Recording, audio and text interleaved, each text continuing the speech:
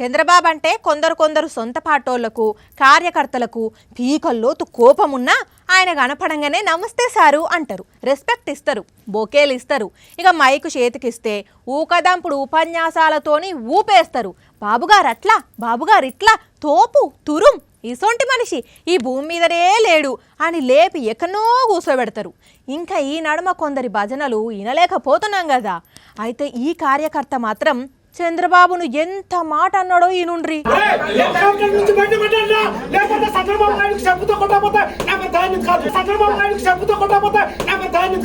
ఏ ఊకో అన్నా ఊకో, ఏం మాట్లాడుతున్నావు? నికార్సైన తెలుగుదేశం కార్యకర్తవు నువ్వు.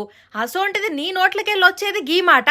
కోపం ఉంటే సారు దగ్గరికి పోయి డైరెక్ట్ చెప్పుకోవాలి, లేకుంటే లీడర్లకు చెప్పి సాల్వ్ చేయించుకోవాలి. గాని 40 years ఇండస్ట్రీ ఇన్ పాలిటిక్స్ మనిషి నక్క ఆనంద్ బాబు సారు ముంగట అంటే ఎట్లనే?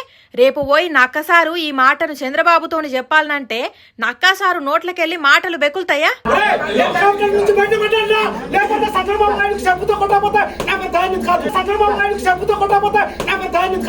అయినా గీనకి ఇంత కోపమేంది? చంద్రబాబును అంత లావు మాట ఎందుకన్నాడు?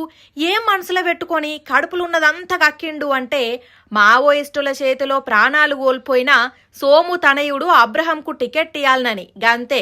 ఇదే ముచ్చట మీద ఇన్ని రోజులు రగిలిపోయిన డైహార్డ్ ఫ్యాన్స్ ఏకంగా చంద్రబాబుని ఏకి పారేసిండు. అసలు ఆయన నాయకుడా, మాయమాటలు చెప్పేటోడా?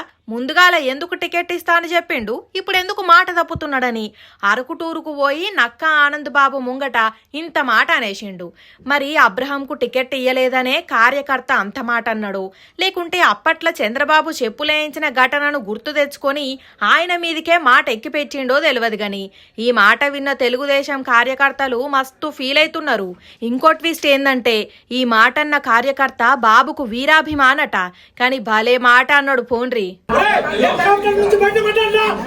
చంద్రబాబు నాయుడు చెప్పుతో కొట్టకపోతే నాకు ధైర్యం కాదు. చంద్రబాబు నాయుడు చెప్పుతో కొట్టకపోతే నాకు ధైర్యం కాదు.